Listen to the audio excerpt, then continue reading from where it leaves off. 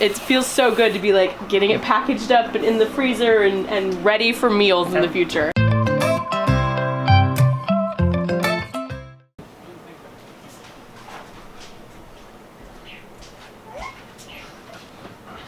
Is that what you were working on yesterday? Yep.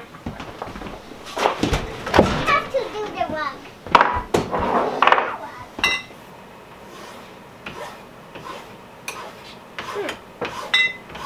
Hold on there, Slicey. Good morning, beautiful people. Everybody sees meat out on the table and it's like, yay, we get to watch the same video again. As you can tell, I'm still cutting up beef. I ran out of time yesterday.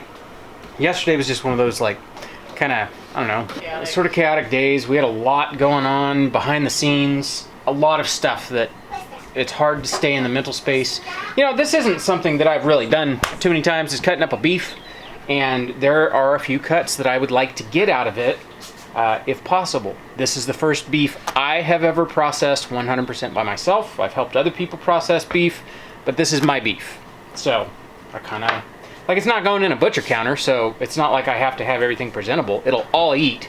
If something gets hacked to pieces, well, then we just have more stew meat or grind or something like that. So it's, you know, it's really not that big of a deal. But like I said, I would like to get the cuts that I would like to get. My helper is back today. I have someone to do all the trimming as I'm cutting. That was what ate up the time yesterday, was not having a helper. It's quite nice to have someone cut something off. Here you go. They sit and cut all the fat off and bone or anything. It's nice to have a helper. I'm gonna get to this, start breaking this down, and hopefully I'll get this done fairly quick.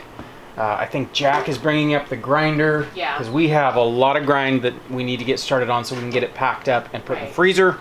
And all the fat. Yeah, we have a lot of fat too. Yeah, so I think I'm going to try to render at least a little bit of tallow today. That'd be cool. Yeah, we'll see. That'd be really cool.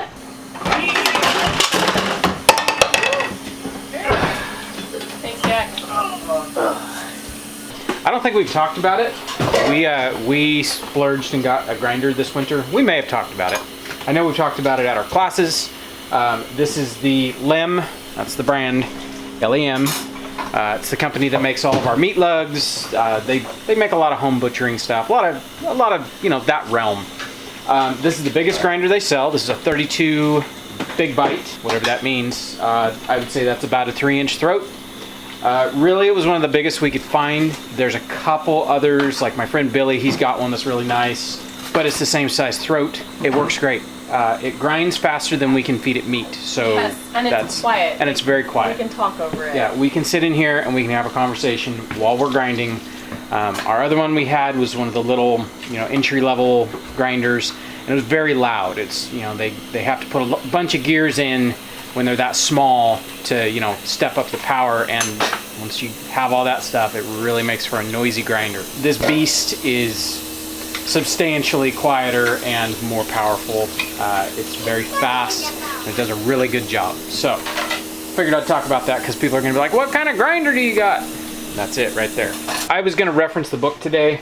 I'm not. I just want to get this done. So I'm just gonna do, like, general rule of thumb when breaking down any large cut of meat, just follow muscle groups.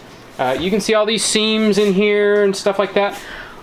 Those are individual muscle groups. Usually you can make a roast out of them. It's quite simple. The crazy thing is learning the names of each individual muscle group. My beef book, it has the Latin names on every single muscle, and it's like, yeah, probably not gonna learn that with one cow every 2 years or something like that. I'm just gonna go for it. I'm gonna start deboning this. We're gonna make a lot of roasts. We're gonna make jerky. The round is a great place to make jerky because you have real long muscles. Yeah, I'm just gonna go for it.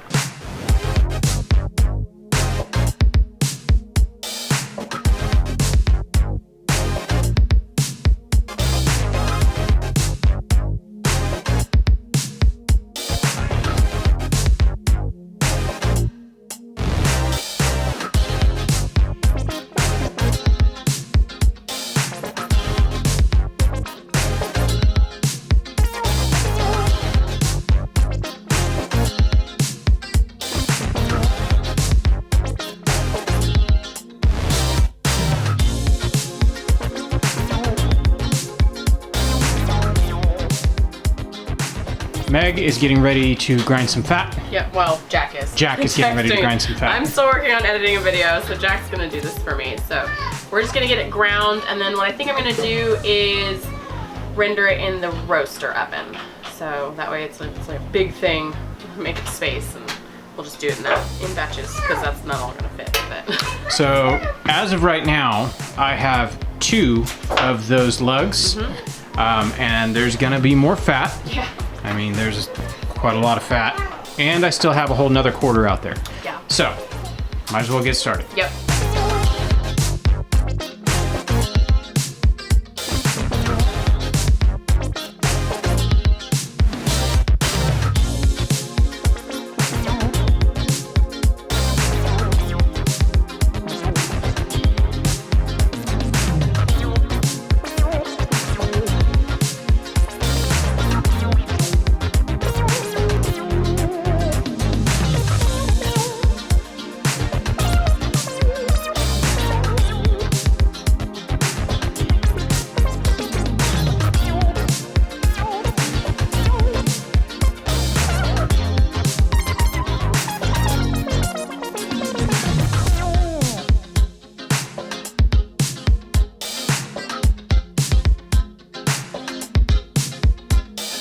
Alrighty, the boys got all of this ground. Thank you, boys. I really appreciate it. That's 1 out of 2 and more to come lugs. It's gonna be a lot. So I'm gonna get this started rendering because it's gonna take a bit. So I've got my roaster oven here. I am going to do a method that I saw Ruth Ann Zimmerman on Instagram do. She has a YouTube channel as well. I think it's Homesteading with the Zimmermans, but she did the tallow thing on Instagram. And the way she did it was she put water in her roaster oven and put her fat in and let it render, and then you just scoop everything out, strain it through some cheesecloth into a pot, put that in the fridge. The fat will rise and solidify at the top, and then you pull that off the next day, and then you basically do it again with water, put the fat back in the roaster oven and let it render again, and just kind of, it washes basically. So she said it helps get that like beefy smell out, and you get like a cleaner, more pure tallow product out of it, which is what I want. So I'm gonna do that. We're gonna start. I've got like 2 quarts of water in here in the roaster oven. I'm gonna load it up with tallow, and if I need to add more water, then I will, and then we'll just do that. We'll strain it once it gets all melted, and I'll put it in a pot and let it sit in the fridge and solidify, or outside tonight because it'll be cold enough, and let it solidify, and then we'll do this again tomorrow with the same batch until probably 3 times. I think I'm gonna do it 3 times. We'll try to see how it is. We'll go for 3 if we need to, and see if we can just get a really clean, beautiful, rendered tallow product. Because if I was doing just cooking lard or cooking tallow, I wouldn't really worry about it as much. Like, we don't mind a beefy taste, that's fine. But I do actually want to make some like face cream and hand cream and maybe some soap out of this. So if it smells less like cow, that'll be nicer for a face cream. So I'm gonna get started on this, and we'll see how long this takes.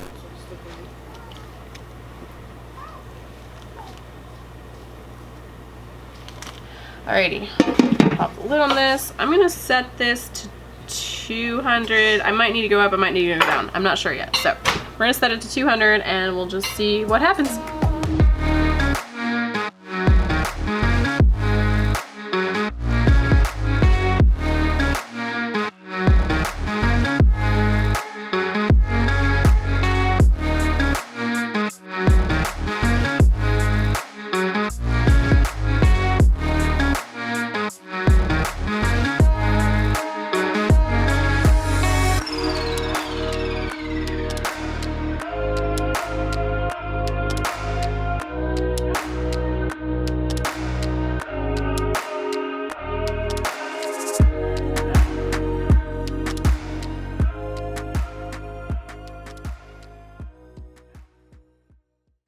My helper's over here making jerky. Just cutting up. I think we just decided we're gonna use this entire, there's a bottom round. We're gonna use that entire thing for jerky. Looking at it, it was like, yeah, we definitely need a lot more. So I'm gonna finish trimming this, and we'll cut this entire roast up for jerky. It's a pretty lean cut. It's beautiful. I've got the rest of my stuff that's pretty much A lot of it's going to be roasts. We've got so much grind, and I still have one more quarter. Yeah, we could chunk some of this up for stew meat too. Okay, yeah, we can do that. I would say that's a wrap. I got to cut the bones up for stock. I don't know why that word eluded me. Oh, you're gonna cut it. Yeah, that'll fit in the pot. Yeah, better if you that cut big old that. dinosaur bone Yeah. isn't gonna fit very well. No. And then I'll get the shank cut up. We're in the home stretch. Alrighty.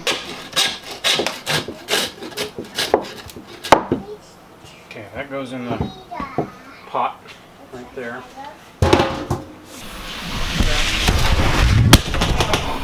That was unfortunate. Camera was sitting right here on a tripod, and we finished up and went over here to wash up. We are ready for lunch, and it just decided to fall over, tripod and all, just kersplat. It actually smashed the cable that runs from the microphone to the camera. I'm very glad it did not break this camera, because this is our last camera.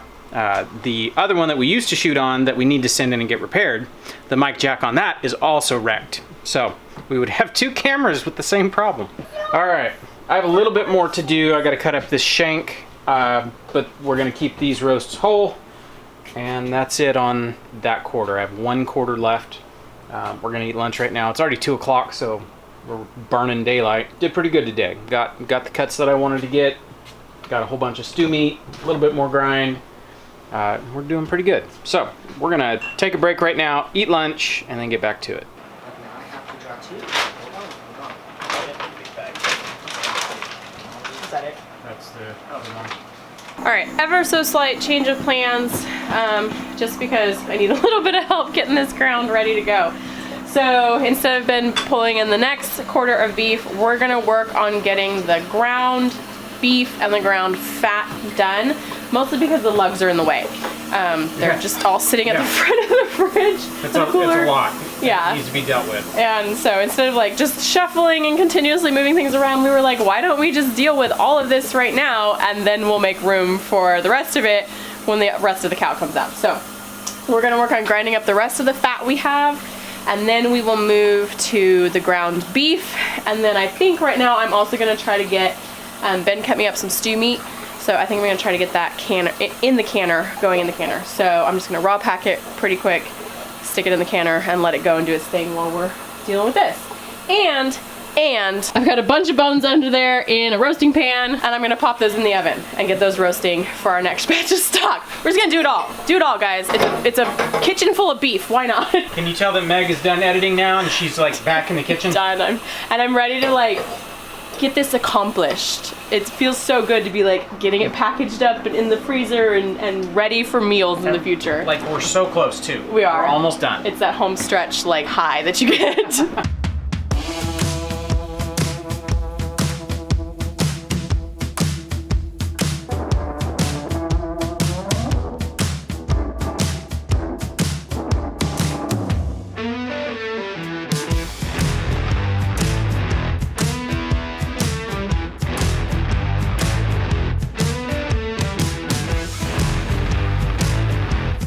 Okay, for part of our grind, we're gonna put some of the liver and the heart into it so we get a meaty organ grind. Jason and Lorraine, we'd gone to their house for dinner one night and they served us burgers that had liver in it, and it was the most amazing burger I have ever had in my life. It was so good. I think I actually might have had two. I don't remember, but it was so good. You did. It was so good. So we're gonna do that since we have our heart and our liver. That heart. It's massive. Heart. So we won't do all of this because this is a very large liver and a very large heart. Would overpower the grind, I think. Yeah. And Lorraine had said she just did a portion of it. So we're gonna do a little bit, I don't know, maybe like 20% or 10% of. We're just gonna chop this up roughly, and then we'll mix it, and then we will small grind everything. So I'm just gonna trim out the valves. Yeah, and the hard bits. The hard bits. But there is a lot of really nice meat in here. What a lean muscle. Yeah, that is really beautiful meat. Like, that is beautiful meat. Okay, how about this half? You want to do that half? Yeah, we can do small that half.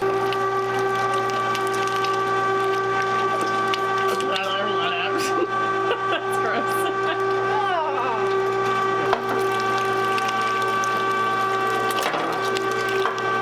Liver's so soft anyways.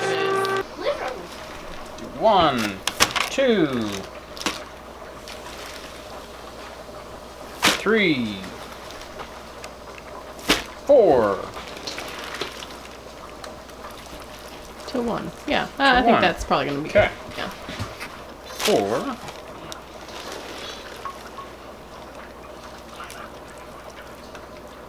Maybe a little bit more. That'll leave me about 1 more scoop. Okay. Do you want to mix that a little bit now while you have space? I am so excited for burgers. Are you excited for burgers? I'm so excited for burgers. That's pretty well mixed, and we got a full lug out of it. All right, cool. Okay, And we use that whole heart and half that liver. Yay. good. I am okay with that. Yeah. All right, real quickly, check on this. This has been going for a couple hours now, and it is looking fantastic, and it smells amazing. I know some people would be like, oh, how do you deal with the smell of the beef fat? But to me, it smells wonderful. So we're coming along. I think I'll just let it go until about the time that we're done with dinner or going to bed or something, and then I'll strain it and we'll get it probably just put outside tonight because it's gonna be cold. And we will repeat the process again tomorrow.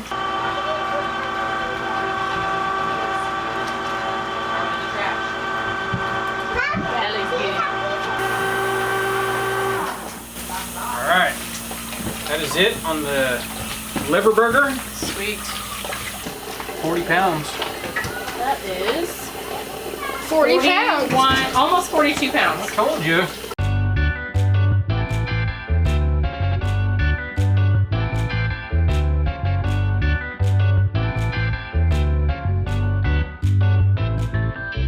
All right, I'm glad I didn't go grab that last quarter because of everything that we jumped into. So we got all of the liver burger ground, vacuum sealed in the freezer. We now have another almost 50 pounds of just ground beef. Still have the rest of the fat to deal with, but we'll deal with that tomorrow, day after, whenever we get to it. The fat's not as pressing. Yeah, so we're gonna get all this packaged up, and then I am actually going to cook some steaks. We're gonna eat some New York strip steaks. I'm just gonna throw them on the grill real quick. Probably gonna be really good. So get our hands all burgery again and bag up some more burger. Whew, it's a lot.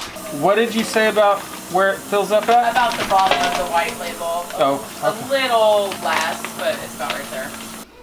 Ooh, y'all, I'm so excited. Gonna be a good dinner.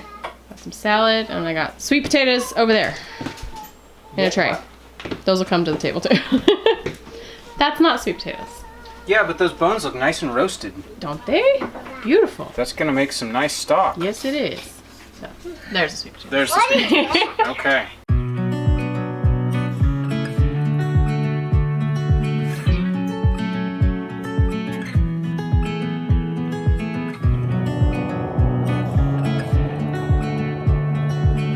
Everybody kept on going on and on about how good the steaks were. Yes. You know, I'd always heard of Jersey had a weird flavor. Maybe someone had like a grass-fed cow versus a grain-fed and they didn't know the difference, but this is one of the best beefs I have ever had. He's so good. Like everything we have eaten from this cow is amazing flavor. It really is. Apparently that's what happens when they nurse till they're 2 years old. I guess maybe that's the trick. Oh, but man. he is so good. Like the flavor is incredible. Like it's so just rich and tasty. Yeah, but not gamey. Yeah, it's not gamey. Gamey, no.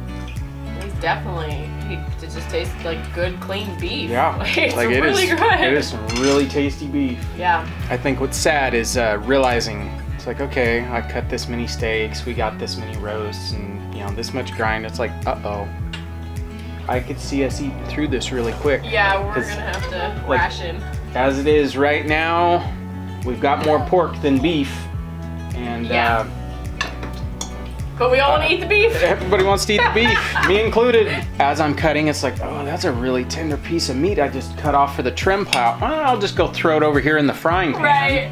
Little just salt and pepper. Yeah. All right, I'm gonna wrap it up right here. I'm hoping I can stay on it tomorrow and knock out the last little bit, I think. and then the following weekend we have our last class for the winter, pig butchering class. So it's really been a winter of doing all this, and Yeah. I wouldn't have it any other way. This is awesome, honestly. Yeah. Like, it's been a good great. winter.